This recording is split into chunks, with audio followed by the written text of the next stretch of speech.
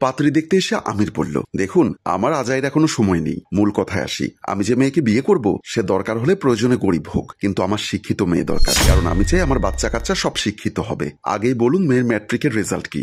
জি 4.5। কি? আমি তো শুনেছি স্কুলের চেয়ার টেবিলও নাকি আজকাল জিপিএ 5 পায়। মেয়ের আপু বলে উঠল, আসলে লেখাপড়ায় খুব ভালো, কিন্তু পরীক্ষায় দুদিন আগে ফ্রুড পয়জনিং হয়েছিল, তাই তো অল্প বয়স, বুঝেনি তো, রাস্তাঘাটে ফুচকা চটপটি দেখলেই ঝাঁপিয়ে পড়ে। এবার পাত্রের মা মনিরা বেগম বলল, আচ্ছা মানা যায়, তা মা তোমার ইন্টারের রেজাল্ট কি? জিপিএ 5। মাশাল্লাহ। আরে রাখো, কি হলো বাবা? আমির দাঁড়িয়ে পড়ল, এই মেয়ে তো ইন্টার পাস আম্মা, আমি কি একটা সামান্য ইন্টার পাস করা মেয়েকে বিয়ে করব? আমার লাগবে শিক্ষিত অনেক বেশি পাস মেয়ে। মনীষা বেগম একটা হাসি দিয়ে ছেলের কানে কানে বললেন, তুই তো ম্যাট্রিক পাসও করিসনি, তোর থেকে অনেক বেশি শিক্ষিত। আম্মা আমি কম শিক্ষিত দেখেই তো আমার আরো বেশি শিক্ষিত মেয়ে দরকার। পাত্রীর বোন আবার বলল, আমার বোন মাত্র ইন্টার পরীক্ষা দিয়েছে, রেজাল্ট বের হলো, কদিন পরে অনার্সে ভর্তি হবে, ওর পড়ালেখা তো আর বন্ধ হয়ে যায়নি, তাই না? শ্বশুর বাড়ি গিয়ে না হয় লেখাপড়া করবে। আমি বললাম, না না, আমি আমার বাসায় নিয়ে গিয়ে লেখাপড়া করিয়ে শিক্ষিত করব এমন ইচ্ছা আমার নেই, আমার লাগবে রেডিমেড শিক্ষিত মেয়ে। আম্মা চলো পরবর্তী ঠিকানা বের করো। পাত্রী আর তার বোনের অনেক ডাক উপেক্ষা করে মনিরা বেগম ও তার ছেলে চলে গেল। আরেকটা বাসায় গিয়ে আশেপাশে চোখ বুলিয়ে মনিরা বেগম বলল, বাবা এরা বেশি গরিব হয়ে গেল না? আম্মা গরিব ঘরে আজকাল শিক্ষিত মেয়ে বেশি থাকে, তুমি তা জানো না, বড়লোকদের মেয়েগুলো সব নষ্ট হয়ে যায়, আসলে হাতে টাকা দিলেই সমস্যা। এমন সময় হাশেম রাজু তার বোনকে নিয়ে এসে বসালেন। আপনাদের আসতে কোনো কষ্ট হয়নি তো? আমির বলল, জি না, আমাদের কোনো কষ্ট হয়নি, তবে সময় নষ্ট করা আমি পছন্দ করি না। আপনার মেয়ে কি পাস সেটা যদি বলেন তাহলে আর কথা বলে সময় নষ্ট করব না। পাত্রী বলল, আমি মাস্টার্স পাশ করেছি। আমির আর তার মা একজন আরেকজনের দিকে চোখ চাওয়াচাই করলো। তা তুমি কিসের মাস্টারি পাশ করেছো? ফারজানা ঈর্ষাদ হেসে বলল, মাস্টারি না, আমি মাস্টার্স পাশ করেছি, সামনে বিসিএস এর জন্য প্রস্তুতি নিচ্ছি। কি বলছে বুঝছিস কিছু? না মা কিছু বুঝি না, কিন্তু এমন একটা ভাব করো যেন সবকিছুই বুঝেছি আমরা, সেটা হয়ে গেলে একটা ভালো সরকারি চাকরি পেয়ে যাবো ইনশাল্লাহ। মনিরা বেগম খুশি হয়ে বলল, তা তুমি দেশের সেরা পাশ দিয়েছ, খুব ভালো কথা, কিন্তু তুমি চাকরি করে কয় টাকা ইনকাম করবে? আমার ছেলে তোমাকে আরো বেশি টাকা হাত খরচ দেবে।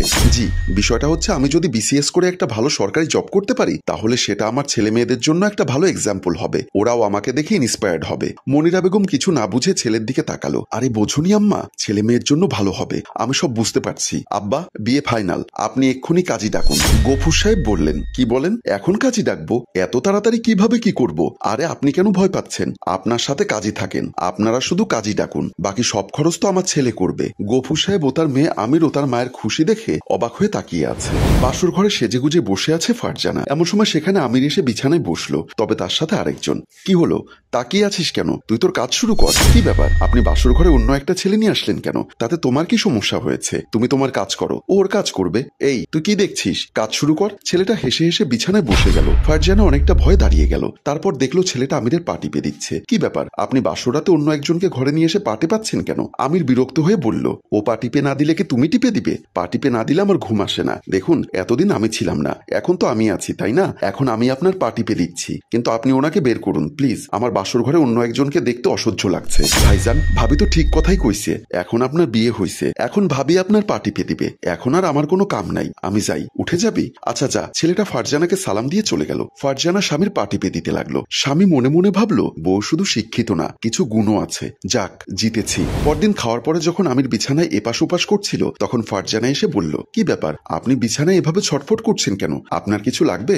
আমি তোমাকে কালকে বলেছিলাম পা টিপে না দিলে আমার ঘুম আসে না। ইসলামরে তুমি ঘরে আসতে দাও না, খাওয়া দাওয়া করে শুয়ে আছি 1 ঘন্টা হলো, ঘুমোতে পারি না। ফারজানা হাসি মুখে বলল, আসলে মায়ের কোমরের ব্যথাটা একটু বেড়েছে তো, তাই মালিশ করতে গেছিলাম, আমি এখন আপনার পা টিপে দিচ্ছি, আপনি ঘুমন। ফারজানা পা টিপলে আমিরের ভালো লাগতে শুরু করে। আচ্ছা বউ, তুমি যে কি বিসিএস পরীক্ষা দিবা, এরপরে কি সরকারি চাকরি করবা, কিছু ঠিক করছো? আমার খুব ইচ্ছা আমি পুলিশে একটা চাকরি নিব।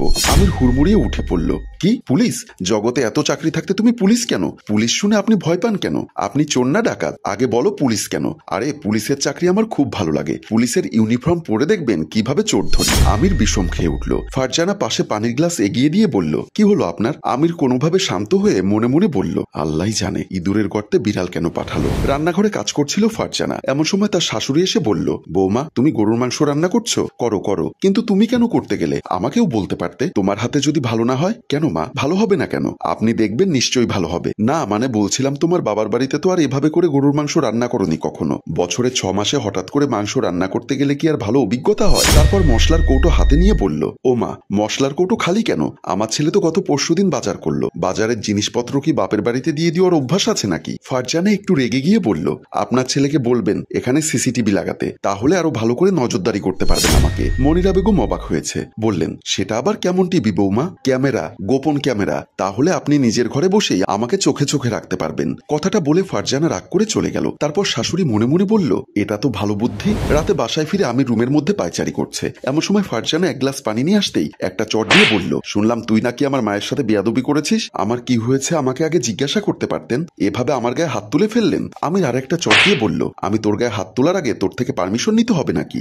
আমার মা যেটা বলেছে সেটাই শেষ কথা। আমার মা বলেছে তুই নাকি তার সাথে মুখে মুখে তর্ক করেছিস। ফারজানা চোখের জল ফেলে বলল, আপনার আম্মু বলেছিল আমি নাকি বাসা থেকে জিনিসপত্র চুরি করে আমার বাপের বাড়িতে পাঠাই। তাছাড়া আমার বাপের বাড়িকে ছোট করে কথা বলেছিল, তাই রাগ করে আমি শুধু একটা কথা বলেছি। সেটা যদি আমার দোষ হয়ে থাকে তাহলে দরকার হলে আমি ওনার পা ধরে ক্ষমা চাইবো, কিন্তু আপনি এভাবে আমার গায়ে হাত না তুললেও পারতেন। ফারজানা কাঁদতে কাঁদতে বেরিয়ে গেল পানির গ্লাসটা রেখে। এরপর থেকে কারণে অকারণে আমির ফারজানার সাথে খারাপ ব্যবহার করতে শুরু করে। আর পাঞ্জাবের অবস্থা কেন? এটা বাসায় আয়রন করতে কে বলেছে? তুই আয়রনের কি বুঝিস গরিব ফকিন্নি কোথাকার? তোর বাপের বাড়িতে কেউ আয়রন করে কিছু পরে নাকি? বলল, আমাকে যদি আপনার সহ্য না হয় তাহলে বলে দিতে পারেন, তবুও এভাবে প্রতিটা দিন আপনি আমার সাথে খারাপ ব্যবহার করবেন না। আপনার কাছে অনুরোধ করে বলছি, এসব আমার খুব খারাপ লাগে। আমির ফারজানার মাথায় বাড়ি দিয়ে বলল, তোর সাথে কি জি হুজুর করে কথা বলতে হবে নাকি? গরিব ফকিন্নি মিসকিন কোথাকার। তুই জানিস আমার কিসের ব্যবসা, কত টাকা ইনকাম? তোর মতো গরিব ঘরের মেয়েকে আমার কাছে বিয়ে করে নিয়ে আসলাম, সেটা তোদের 7 পুরুষের ভাগ্য। গরিব ফকিন্নিদের যদি এতই ঘৃণা করেন তাহলে কেন আমার মতো একটা মেয়েকে দরিদ্র পরিবার থেকে বিয়ে করেছেন? বড়লোক বাড়ির জামাই হলেই পারতেন। যেখানে প্রতিনিয়ত আমার বাবাকে অসম্মান করা হয়, আমাকে অসম্মান করা হয়, সেখানে আমি আর থাকতে পারবো না। আমির হাসতে হাসতে বলল, এটা তো শ্বশুর বাড়ি, এটাই তো শেষ ঠিকানা। এখান থেকে কোথায় যাবি তুই? যেখানেই যাই না কেন, অন্তত যেখানে সম্মান নেই সেখানে থাকবো না, বলে ফারজানা চলে গেল। কিছুদিন পর একদিন সোফায় শুয়ে গান শুনছিল আমির। এমন সময় সেখানে আসলো পুলিশ। বলল, তাড়াতাড়ি থানায় চলুন, আপনার নামে মামলা আছে। আমির দাঁড়িয়ে বলল, কি ব্যাপার? আমার বাসায় পুলিশ? আমার নামে তো মামলা হতেই পারে না, আমি তো হালাল ব্যবসা করি। আপনি যে কি জালিয়াতি ব্যবসা করেন সেটা আমাদের কাছে রিপোর্ট আছে। ম্যাডাম আসার আগে উঠে যান, না হলে বিপদে পড়বেন। ম্যাডাম কি আবার? হাবিলদার হেসে বলল, শহরের নতুন এসপি ফারজানা শশী ম্যাডাম। বলতে না বলতেই ওসি ফারজানা এসে দাঁড়ালো। আমির খুশি হয়ে বলল, আরে এটা তো আমার বউ। আমাকে জালিয়াতির ভয় দেখান? আমার বউ ওসি হলে আমার আর ভয় কিসের? আর বউ, তুমি পুলিশ হয়ে গেছো, আমাকে বলবে না? দাঁড়াও, আমি মিষ্টির ব্যবস্থা করি। এমন সময় আমিরের মা এসে বলল, আল্লাহ, বৌমা তুমি পুলিশ হয়ে গেলে? দেখো না আম্মু, ফারজানা নাকি আমাকে অ্যারেস্ট করতে এসেছে। পাগলি মেয়ে, এসব সামান্য বিষয় নিয়ে রাগ করে কেউ? চুপচাপ দাঁড়িয়ে থাকুন, কোনো কথা বলবেন না। আমার কাছে খবর আছে আপনার আড়তে সব ভেজাল তেল আর পচা পেঁয়াজ। আজকেই আপনার সবগুলো আড়ত বন্ধ করে দিব, আর এক্ষুনি আপনি আমার সাথে থানায় যাবেন। আমিরও তার মা ভয় পেয়ে ক্ষমা চাইতে লাগলো ফারজানা ও হাবিলদার তাকে অ্যারেস্ট করতে চাইলে। সম্মানিত ভিউয়ার্স, গল্পটি ভালো লাগলে শেয়ার করে দেওয়ার অনুরোধ জানাচ্ছি। গল্পটির রচনা ও পরিচালনায় অভি, ক্যামেরায় শিহাব। ধন্যবাদ।